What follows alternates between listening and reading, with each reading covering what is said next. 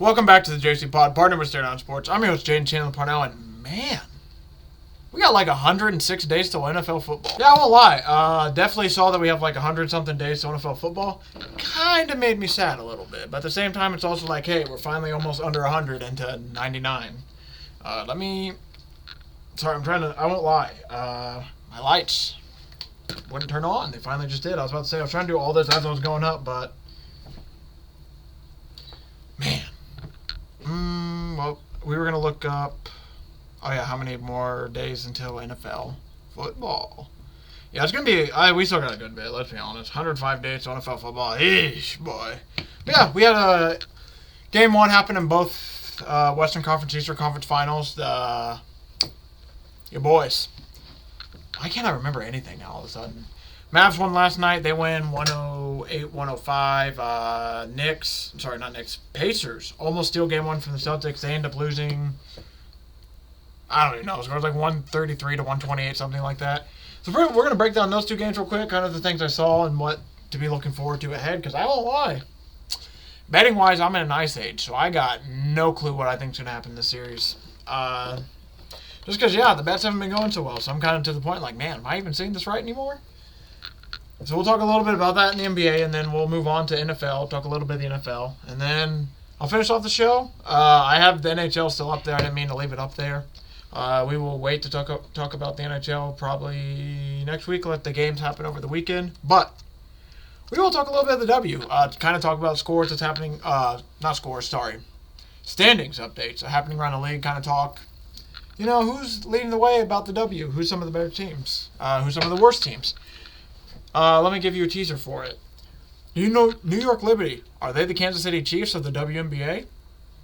Find out later. But without any further ado, like I said, we'll go over the Pacers game. Oh my God, was that frustrating. As a person who bet Pacers money line, not expecting that to hit, the fact that it was even close was like, oh shit, okay. As a guy who had a lot on Jason Tatum under 33.5, God damn it, overtime is not what you want to see. In the great words of my boy, the Red Beard, if it's overtime, that means it's overtime. Jason Tatum hit his over in that game. He ended up going off. Jaylen Brown ended up having a decent game. I mean, it was just weird. I would say offensively it was 133-128, insane final score. 25 from Tyrese Halliburton, 36 from Tatum. Oh my God, he was at 26 at half. He literally had 26 points before the OT hit, so that's frustrating. Pascal Siakam finished with 24. Miles Turner at 23. Tyrese Halliburton at 25. Obi Toppin finished with 15. TJ McConnell had 13. Nembhard had 12. It was the Pacers, I won't lie. Pacers played really, really well. They came out and took it a lot more seriously than I think the Celtics took it. Watching the way the Celtics played, I wouldn't say they didn't take it the most serious, but I don't know if it's coaching or what, but they just did not come out with the right energy. They had energy, but it just wasn't the right energy. They were able to keep the lead a decent amount. They would bounce back and forth. They'd go up 10, it'd be back down to 2. They'd go back up 10, they'd be down 2. It was just a lot of weird stuff. Lost a lot of ISO ball. That's all that bothered me a little bit. Al Horford playing 39 minutes. I just don't know how that's going to work out for them. But I would assume I remember Bill Simmons was talking about it. Look for Xavier Tillman, or I think it's not Brissett, sorry. Tillman and I know it's Cornette. There's a third center I'm thinking of. Maybe it is Tillman. I don't know. There's a third center they have that I would look for him to get minutes tonight, because there's no way they're going to be able to play Al Horford 39 minutes for the rest of the series. And just looking past that, Drew Holiday put in 28, 7, and 8. Huge stat line from him. Jason Tatum 36 and 12. 26 and 7 and 5 for Jaylen Brown. It was generally a really good game. It was a good game by both sides, I would say. It just, what really ended up being the killer was the last 2 minutes of the game. I think the Pacers absolutely choked. I'm not going to blame the coaching too much in this one, I'll admit. The coach took the fall for it, which is that's on me. We have to be better. Hey, coach, I got you. It wasn't on you. It was on Tyrese Halliburton. And man, it sucks. Tyrese was having such a good game. Halliburton had so many great moments. In the final 2 minutes, he just had 4 or 5 dumb-ass plays that pretty much lost him the game. And I think the biggest one that killed me is there's 5 seconds left. So he's already made it. He's compounded a few mistakes. There's 5 seconds left, tied game. Like, you don't need a 3. You can go for a layup. You can go for a 2-point. You literally have any shot open for you. Any shot's open, and you win the game as long as you make it. If not, you're going overtime.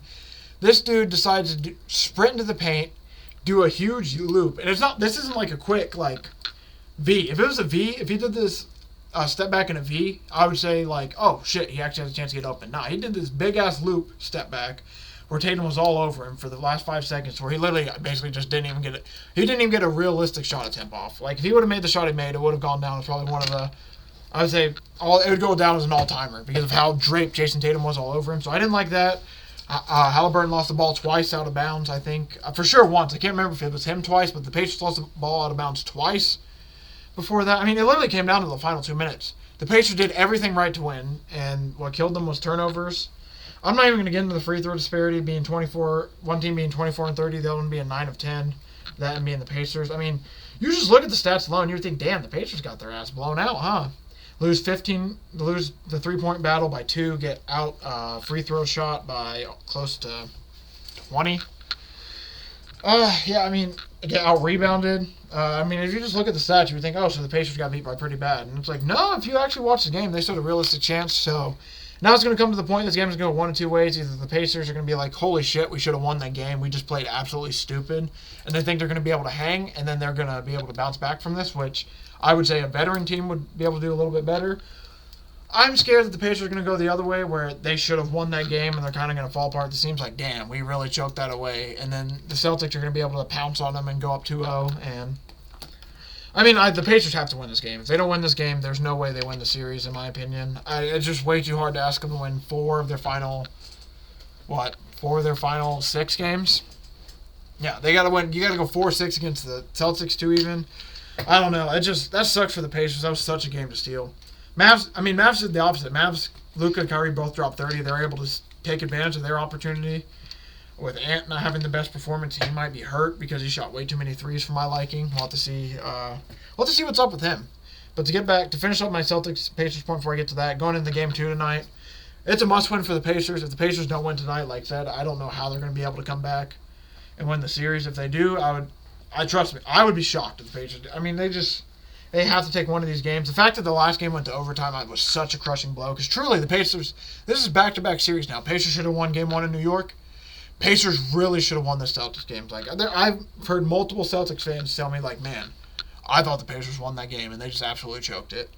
Which really sucks for them because they did what a young team really can't do, and that's choke away game 1. I mean, this is a series flipper if they win that. This went from them being, the Celtics being minus 1,000 favorites to win the series, now minus 2,000 to win the series after the game, versus the Pacers win that game, so all of a sudden it's like, oh shit, okay. Because the Pacers win game 1, man. That sets a fucking tone. Personally, for me, I would admit the Celtics probably come back and win game 2, but historically, and especially recently, they ain't the best game 2 team. So they lose that game and they come out and lose game 2, all of a sudden you look at like, holy shit. That's why those last 2 minutes of the basketball game is so important, because I thought the Pacers did, I would say for the majority of the game, I thought the Pacers did everything right, and it came down to that final 2 minutes and they just absolutely blew it. Which sucks, because as an Indiana resident, that's going to be something cool to be able to come on here and talk about. I was like, holy shit, I think the Pacers actually have a chance to win the series. Now it's like, I don't know. It literally, if they don't win this, I don't think they have a chance if they don't win this game. If they win this game, I'll at least keep my eye on them. But realistically, it's starting to look like we're going to have the Celtics in the finals after that. And when it comes to the West, I won't lie, 108, 105, this is kind of a shocker to me. I'm kind of shocked that the Timberwolves lost. I don't know what to put my finger on. Cat went 6 of 20. That probably wasn't the best. Jaden McDaniels 9 of 15. He started off 6 for 6. So what is that? Basically went 3 of 9 his last few shots. Not bad. I mean, he dropped in 24. It's not him I'm worried about. Rudy Gobert, I don't know. Ant's the big one I'm kind of looking at. 19, 11, and 8, but 6 of 16 shooting. 5 of 12 from 3. The fact that majority of his shots, 75% of his shots came from 3. The broadcast said something about him being injured potentially, and he wasn't looking right, and he was grimacing, which would explain a lot more why he only shot a lot of threes. But I don't lie, the fact that they lost game 1, that was pretty concerning, because I I officially have absolutely zero clue in this series. I've bet every game wrong. I've bet on the Mavericks, and I bet every game wrong. I bet against them. So it's to the point. I officially put my hands up. You got me. I'll admit it. I got no fucking clue what's going to happen in this series. Absolutely zero clue. I assume I'm still going to go with Wolves in 7. Just the fact that the Mavs won the first game, man. I'd be lying to you if I said I was confident in my pick. Yeah, I mean, man, even the Kyrie rebounds, man. Kyrie has 2 rebounds, I think, going into the fourth. He finishes with 5. That kills his under 4.5. Like, damn, boy. I can't even get that right. That was the gimme, too. That's supposed to be the gimme. Kyrie under 4.5 rebounds. That's supposed to be the gimme. Damn, bro. I'm not going to lie to you. I won't lie. I just don't know how to evaluate the game, truly. I'll look at the plus minuses. Towns was a -5. McDaniels was a -4, which is insane because I thought he actually played really well. Naz Reid was -11. Ant was a -1. I mean, there's just no... I mean, Rudy Gobert was a +2. I mean, there's just nothing going their team. Then you go to the Mavs for the +/-12. Derrick Jones was -8. Gafford was -15. Luka Doncic was -9, which is crazy. Yet again, how is he minus? I mean, I guess it's the defensive end, obviously, but I mean, even looking at that, this was just a good game, honestly. It just sucks that the Wolves lost. I think Ant not being as aggressive attacking them at the rim, I think that was a partial reason for it. I truly just don't know if there's anything I can put my stamp on. Like, I think this is why the Minnesota Timberwolves lost. I just think maybe it's because the Mavs are more of a veteran team. They came in ready for the moment, and the Wolves are coming off of Game 7 where, hey, I mean, you saw yesterday both the teams who played a Game 7 lost. I mean, and both of them had a chance to win and weren't able to close it out at the end. Anthony Edwards was gassed at the end of the game. I think that was another issue, too, is beyond, even if he wasn't hurt, the dude was just straight tired. I mean, I can't tell you how many times Reggie's being like, look at Ant-Man, he's tired. Look at Ant-Man, he's tired. He's just standing in the corner because he's tired. I won't lie. Reggie Miller put so much emphasis on it that I literally think I watched Ant like the last 8 to 7 minutes of the game, man. Oh, man, that boy looked tired. I mean, that boy was tired. It's just, man. If Ant's going to play, I mean, I think the biggest thing was just Kyrie being as aggressive as he was. Kyrie drops 30, Luka drops 33. PJ Washington drops 13, and past that you get 8, 10, 9, 3. I mean, I truly just think it was Kyrie coming out super aggressive, scoring a lot early, and then Luka compounded that by scoring a lot more at the back end. So they got a little bit of Kyrie early, and then they got served some dessert of Luka Doncic later. I just think that was their key to success. I thought the guard play for... I mean, I can't even say that, because I thought the guard play for Minnesota was all right, but I guess there's just nothing I could take away from this game where I'm like, man, that's the reason the Wolves lost. I don't like the way they played towards the end of the game a little bit, and I didn't like the looks of Ant being that tired. That was bothering to me because it's like, man, why is he that tired? Is it from the Game 7? Is it from the energy he's expelling on both ends tonight? That was a little bit worrisome because, man, it's only Game 1. I obviously think I'm not worried about a 22-year-old's conditioning. I think he's going to be fine and be able to handle it, but that was just something that does have me keep my eye on it, and especially with the injury. Was he just tired? Was it partially because he's injured, so he's have to overcompensate and use even more energy? That's something I'm going to be curious to keep an eye on going into the next game, which will be Friday. Like I said, at this point, I don't know what you can. I think it's going to potentially be 2-1 in both series by the time you see me next. So yeah, we got this game tonight. That'd be 2-2. We'll just say 2-0. They'll say 2-0. 2-1. So Thursday, Friday, Saturday, Sunday. So yeah, by next time you see me, it'll be both teams will be on about Game 4. Yeah, I just don't know. I just don't know what to expect. Truly, coming from this Mavs. I still expect the Celtics to win. Now, I am curious. Now, after that last game, I'm just curious if it's more of the 5 and then 6. I just want to bet the series, but like I said, I won't lie. My NBA betting has been so ass lately. I just have almost zero interest in betting the NBA. I might just save it all for football. Because I'll admit, your boy was up close to 1,000 and a little over 1,000, and your boy lost about 500 to 700 the last week and a half to 2 weeks. It's been a pretty bad stretch of just unlucky bounces, being on the wrong side. I'll admit, it's just been tough weeks. So now I don't think I want to touch any. And I just don't have I don't have a real feel of I feel confident that, hey, if I put my money down on this, it will hit.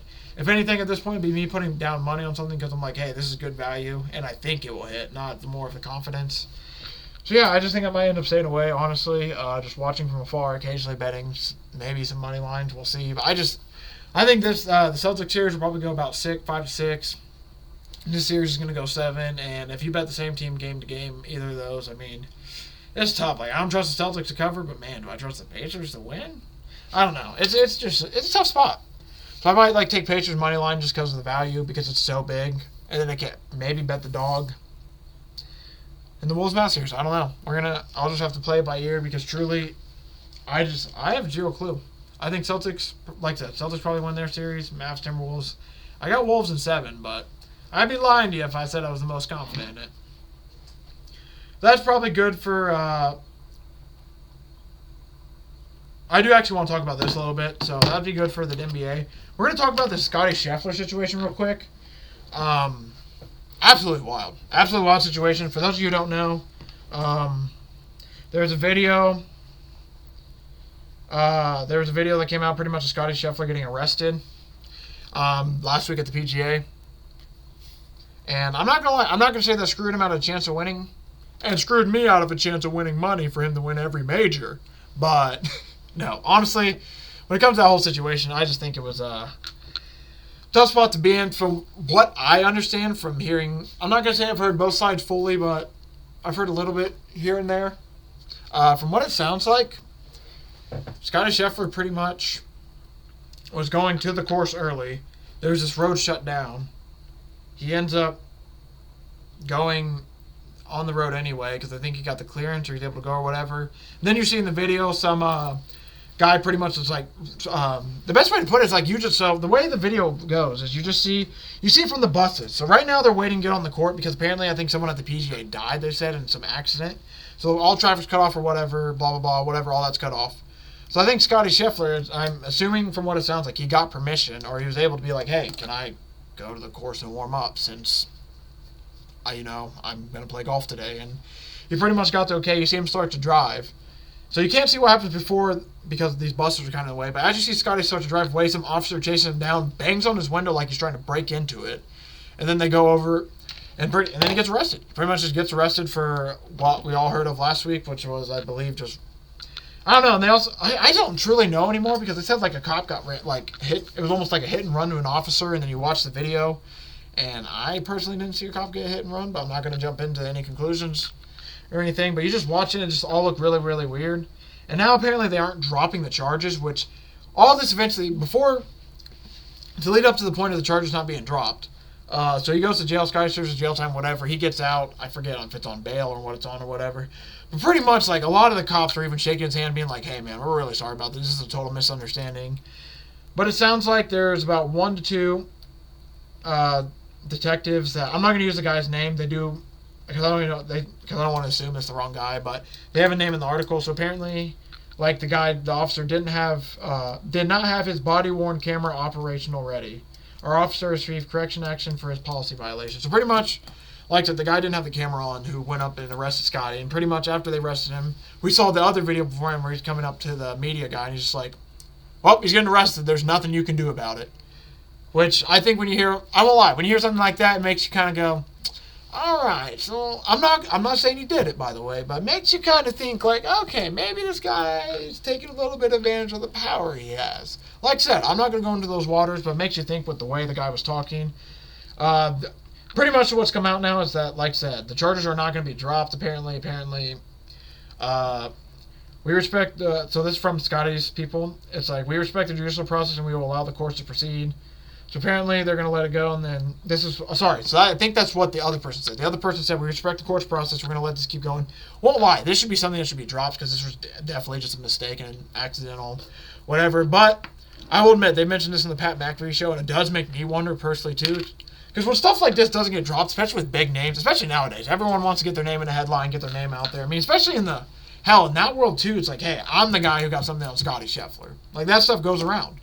Obviously. So it makes me wonder if, like, this is a situation like that or whatnot. But, I mean, here's what Scottie Scheffler's attorney reiterated. He said, our position is the same as it was last Friday. Scottie Scheffler did nothing wrong. We were not interested in settling this case. He said, we'll either try it or it will be dismissed. His court date is June 3rd. And literally what happened is they pretty much from what Scottie side is saying, is like, they gave us the go-ahead. We went and got the go-ahead, and then all of this happened. And pretty much the cops are like, no, that's not what happened. Not in that voice, obviously, but that's basically some of what's happening with the Scottie Scheffler situation. Absolutely wild. I just remember being like, holy shit, Scottie Scheffler just got arrested this morning? What the hell? So, I'll admit, it's a whole wild situation. This is something that definitely should just be dropped, but it is not. So we'll just have to see what happens with it. I would assume it's going to get dismissed. There's no way they're going to be able to make something out of this, I don't think. And if they do, then shout out the judicial system for getting something right. I don't even know if I want to talk about this. I don't even know what this means either.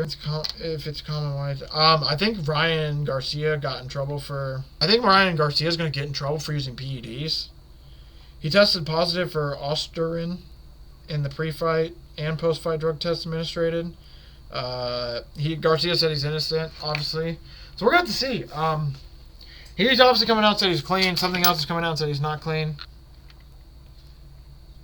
I don't know what's going to happen because this is one of those weird situations with boxing where it's like... Boxing's a whole weird world in itself anyway. So I'm not going to get into it too much. I just wanted to bring that up because that Ryan Garcia fight was a big fight.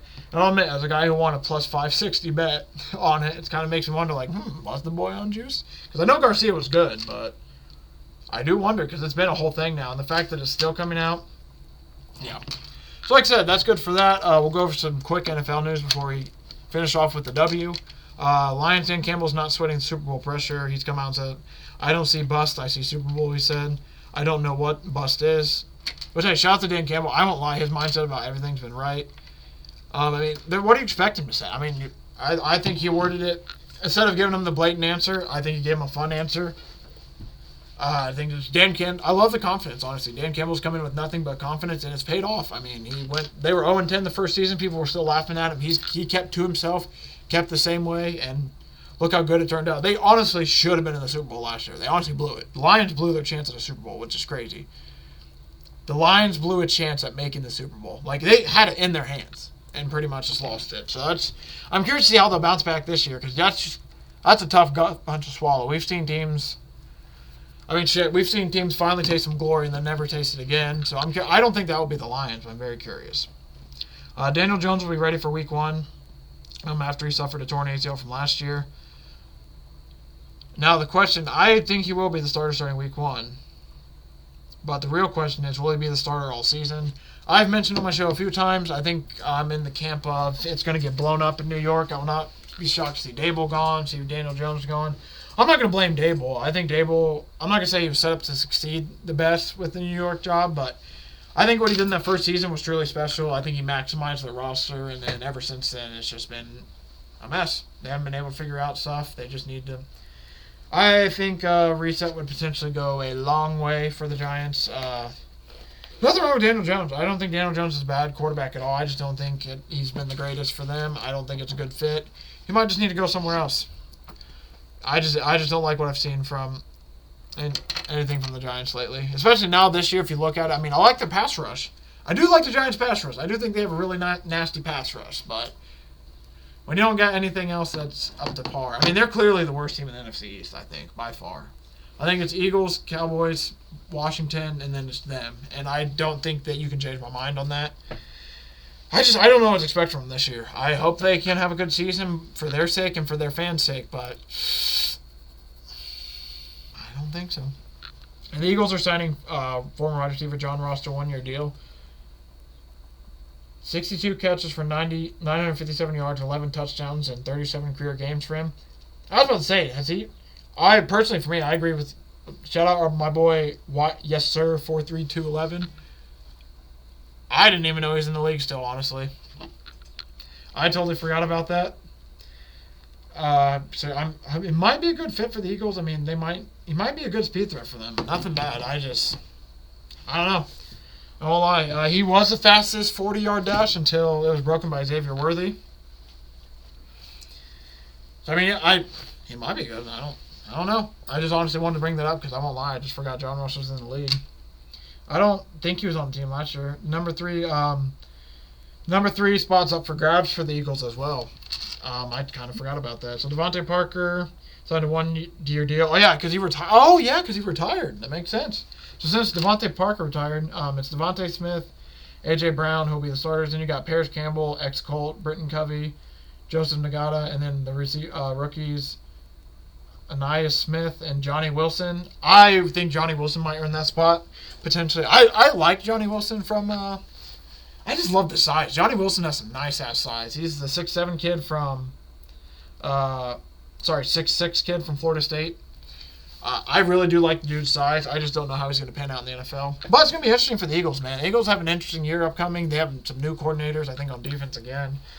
I forget if the offensive coordinator switched or not, but it's going to be an interesting season to see if they can kind of bounce back, because they were having a great season last year and then just absolutely imploded the final week. No Jason Kelsey, no Fletcher Cox. So this not a completely new Eagles team, but this is going to be somewhat brand new team. We get to see them right away on a Friday to start the season, so that's going to be fascinating. Moving forward now, we talk about John Ross. I don't know what to think about this Harrison Butker thing, because I won't lie, I didn't watch the whole video, but pretty much I'm not going to assume stuff, because obviously a lot of it's gotten clipped out of context from what I've seen and what I've understood.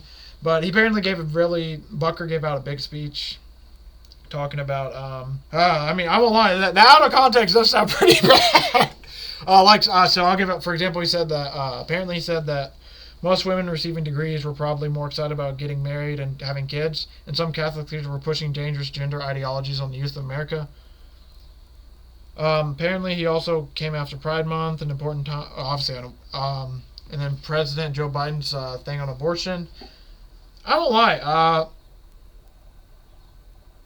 it's just, I don't see too many issues with it, because, the biggest issue is, everyone has an opinion, right? So he's just going up, and he was giving a speech at a college, and if you graduated college, those speeches legit are 10 to 20 minutes even. I bet some are even longer at some of these higher prep schools. I won't lie, for my college, we had, I think, 3, and we were a small school. Obviously, St. Xavier, not that big of a school. And maybe 200 to 300 people graduate in my class. I wouldn't be shocked if it was for sure under 500. I just can't remember exactly, because it was kind of heavy commuter school a little bit. But we had 2 or 3 speakers, and they spoke, I think, in total for 30 to 40 minutes. So he's getting pulled out of context, and it can be very, very easily. I'm not going to defend him at all, because I haven't watched it, but I'm also not going to attack him for it, because it's just a dude's opinion. At the end of the day, it's just a dude's opinion. And as of late, it just sucks that lately we just can't have opinions anymore. Or if you do, it has to be the right opinion that somebody else agrees with, or it's just wrong. And I know this isn't everybody. I know this isn't all places in the world, but those people who do it, I think, know who they are. But it just sucks that it's hard to have an opinion nowadays. Because sometimes, a lot of people are scared. I'll admit, sometimes I'm scared to say the wrong thing, because if I say the wrong thing, am I going to piss off a shit ton of people? And it's not even how I meant it, but you took it that way. There's a lot of things that can happen with it, and it just makes me, just sucks for a lot of people, especially on nowadays with social media and everything. One thing gets taken out of context, and boom, you can have 1,500 enemies before they actually watch the real video. And that's another thing. All people are gonna like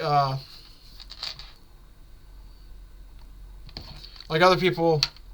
Sorry, I forgot my point. I kind of forgot my point, but I was gonna bring up that. But no matter what, because some people are never, that's what I was going to say, some people are never going to watch the original video. They only watch the clip, and that's what they get their mindset from. So it just sucks for him, but hey, he'll be able to figure it out. Yeah, just overall, it's like I said, it's not a big deal. I just wanted to bring that up just because I saw it, and I've been kind of wanting to get my point on it. It's obviously, I don't know exactly what he said for the full context, so I'm not going to agree nor disagree with it. I just know that it's out there, so I at least wanted to bring it up.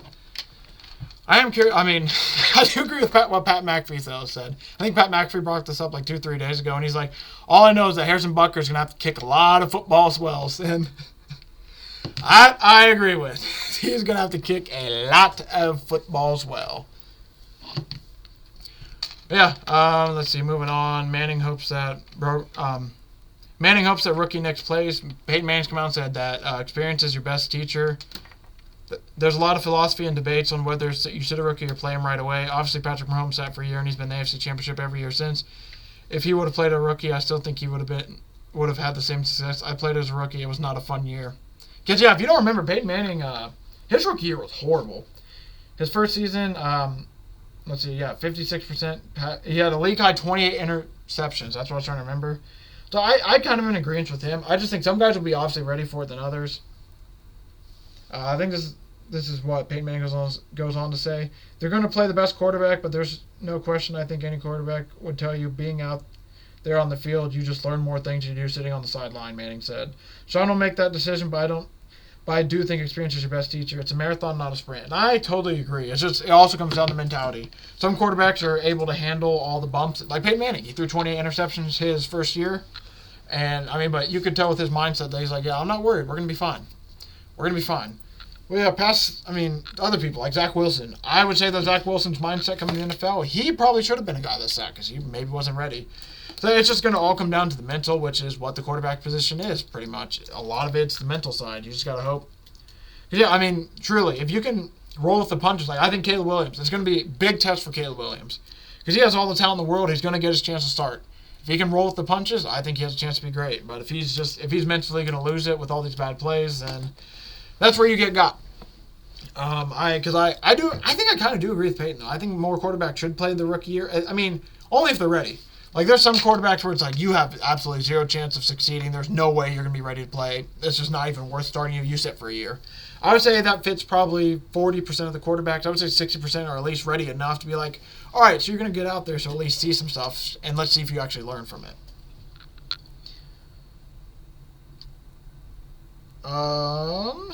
Let's see. 49ers assistant Staley looks for reset after firing by Chargers. Makes sense. That him and the Chargers were just an absolute mess. I'm not going to thrash him and bash him as like other people do. I just genuinely, maybe a change of scenery would be good. 1, 2, seems like every coach that's gone to the 49ers has been a defensive coach, has been pretty successful. Maybe he just wasn't meant to be a head coach. Maybe it's just a defensive. Maybe it will be better. There's some guys who are better as coordinators than coaches. Maybe that's just him. Because if you don't remember, Brandon Staley came out last year and he's asking if his message was getting across from the locker room. He's like, if my message wasn't getting across, we would get ran off the field. And the very next game, I'm pretty sure it was 49-0 at halftime, or it might have even been 63-0 at halftime. The Raiders beat the absolute piss out of them. This is the very next week. Like, he says this, and he had to know he's getting fired when Staley said this. There's no way he didn't know he probably was getting fired. Because he says this Thursday night. It's just a fucking beating, dude. It was bad. And then he gets fired next week. So, we'll see if this change of scenery is good for him. I think it will be, because the Chargers couldn't have been any more messier, but I just don't know how good it will be. Saints Superdome Commission at odds over renovation payments. So, sounds like the Saints have fallen $11.5 million behind in their share payments towards the renovation, so now they're going to be fighting for that. I wonder what that is going to mean. I just don't know what it's going to mean for the Super. I'm assuming they're going to get this done. I wonder how they're going to find the money. Dak Prescott came out and says, I don't play for money. Somebody else says, neither does Kirk Cousins. It's all about winning. No, I'm curious to see. This is a big year for Dak. Big year for Dak. I'm curious to see how he does this year because, yeah, extension or not, he has something to prove this year. Apparently, Kevin Stefanski's come out and said that Deshaun Watson's looking more like himself as the rehab continues. Lamar Jackson has lost being more agile as he's losing weight this offseason. I think that's awesome for Lamar. He should get lighter.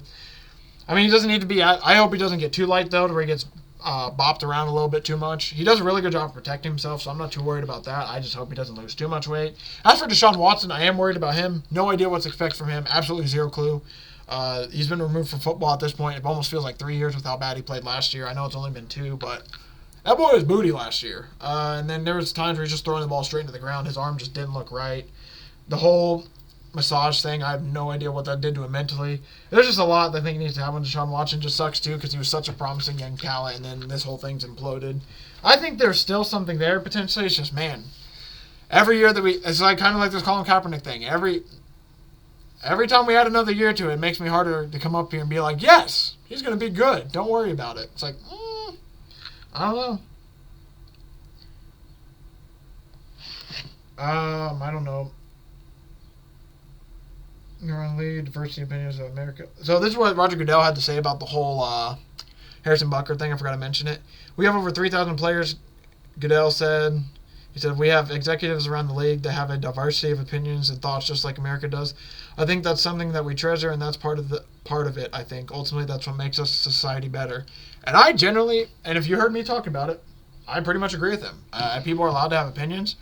But you know what the best part about people having opinions is? You can either say it to their face or you don't have to say it all. You can be look at that guy and be like, oh, that guy's a fucking dipshit. He doesn't know what he's talking about. Oh, that guy's a dipshit. You're a dipshit. And then you can just be like, oh, and then somebody agrees with you, be like, all right, this person gets it.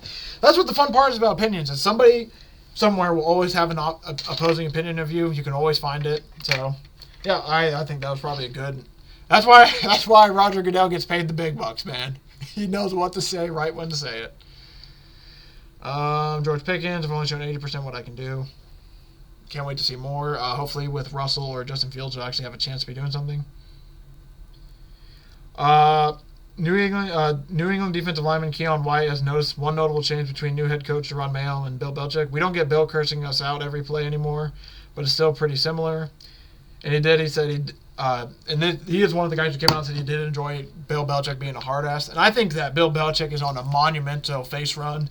The Crafts tried to turn him into a heel, and they did the good old double flip where the Crafts became the heels, more of the heels. They're like the super heels, damn near like the authority figure heels. I would damn near say they're almost like the Vince McMahon to Bill Belichick Stone Cold, where truly, I mean, the Crafts just made everyone hate them more, and a lot more people are coming towards Bill. A lot more people now have come out and defended Bill, like, hey, I like what Bill said. I thought Bill was a great coach and all this stuff, and you can see Bill. I think a lot of the real football, all the real people, and I think a lot of the people who know football know that it was Tom Brady, Bill Belichick. Obviously, Robert Kraft built the team, and he was a big part of it, but we understand that in the hierarchy, it's those two and then Kraft, and there's nothing wrong with it. Nothing wrong with it. Hey, you own a team that won 6 Super Bowls. That's something that you get proud to brag about. It's just, those guys all up in the higher field, they have egos, so eventually egos get in the way and they start butting heads a little bit. NFL is going to test optional tracking for yardages and rulings in the preseason. So pretty much what this means, they're getting rid of the chain games. They've already had chips in footballs for years now, so pretty much they're going to try, instead of dragging the chains out there for a close one, they pretty much just go line it up with the chip on the field and then have someone probably in their ear be like first down, then they'll. So if it's close, my guess is the way it will go. If they might, I don't think they'll bring the chains out anymore. If it's close, they'll mark the ball, kind of sit there, wait for other people, maybe discuss it amongst themselves, or wait for the overhead official to be like, all right, you're good, first down, and they'll do it that way. Very curious. I'm very curious how it works. That's my assumption, but we'll have to see. Steelers Fields doesn't have the mindset of sitting all year. We will have to see. I don't think he'll sit all year either. I just don't know what to expect from the Steelers at this point. I know they're going to win 9 games, minimum. Minimum going to win 9 games. I just don't know how they're going to get it done. Bengals to spend up to $120 million for improvements to Paycor Stadium. Awesome. Love that the Bengals are spending money now. That's actually awesome. They need to spend money with Joe Burrow being there. This is very similar to what happened with the Colts when Peyton Manning arrived. When Peyton Manning came here, all of a sudden, new uniforms, new stadiums, new this, new that. They need to do this with Joe Burrow being there now. The Bengals have been behind a lot of stuff. I mean, shit, they just got an outdoor facility, and they have fucking winter. That's not smart. That's not smart to not have. So good thing they finally got it now. Now they paid for that. Hey, I just hope they know the $120 million towards the stadium improvements. I hope they know Jamar Chase sees that. I know he's probably waiting for the Justin Jefferson deal anyway. Tank Dell's practicing less than 1 month after being shot. Shout out to him for making it back. Final thing I'll talk about in the NFL today before quickly going over some W standings. Brandon Ayuk, 49ers, not close in their extension. He hasn't come to OTAs. I doubt he returns to OTAs. I think they will get this deal done. I'm not too worried about it at all. I think the 49ers find a way to get a deal done. The fact that he wasn't traded during the draft, or the fact they didn't really do anything with him during the draft, kind of told me all I need to know. Now the question just is, do they sign him to a 1-year deal, or sign him to a deal where he can opt out and he's a free agent the next season or two, or do they sign him to a long-term one? That's pretty much what I think it comes down to. It's either going to be a short-term deal or a long-term deal, where the short-term deal, he might opt out, go to a different team. Long-term deal, obviously, he's going to be in the 49ers for a long time. Well, yeah, let's end it with some WNBA talk real quick. I'm just going to give out standings real quick. There's only one winless team right now. Sorry, 2 winless teams. Both in the East. It's the Mystics and the Liberty. Mystics and the Fever. Yikes. Liberty actually are 4-0 at the top. 4 games started. Obviously, they played the most games. So, actually, I lied. The Fever played the most games at 5, and they've lost 5. Christ almighty. It's crazy. Some teams have only played 2 games so far. There's teams with 5 games. That is wild. But yeah, Liberty are 4-0 in the East. Number 1. 2 is Kinetic Sun at 3-0. Atlanta Dreamer 2-1. Then you got the Chicago Sky at 1-1. Then Mystics 0-4. Fever 0-5. Lynx are 2-0 in the West. Phoenix Mercury and Aces and Storm all right behind them at 2-1 each. Or sorry, the Storm are 2-3. The Mercury and Aces are both 2-1, but they all have 2 wins. Wings are 1-2, and the Sparks are 1-2. Yeah, I won't lie. It's kind of weird how some of these teams have more games than others. I won't lie. I can't wait to bring my boy on to talk a little bit about Caitlin Clark. I'll admit, she has a little bit of ways to go. Obviously, she's not. I'm not going to say she's not a superstar. She's going to be a superstar still. She has all the stuff to make it. I think she just needs to get used to what the WNBA is.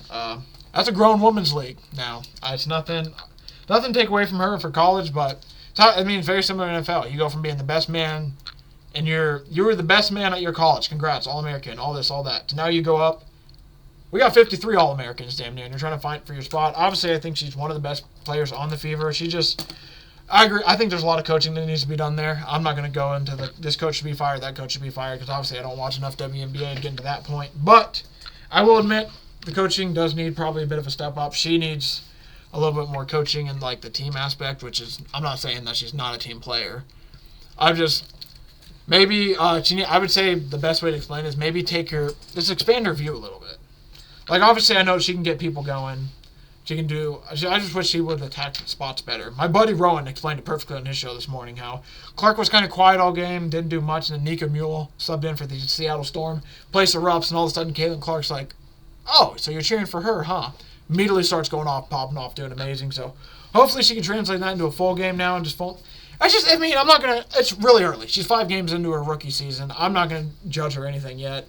I'm just going to say I'm excited to see more. I can't wait to see more, and I'm looking to see more because this is only the surface. I can't wait till she has like a floater game, upgrades her mid-range game even more.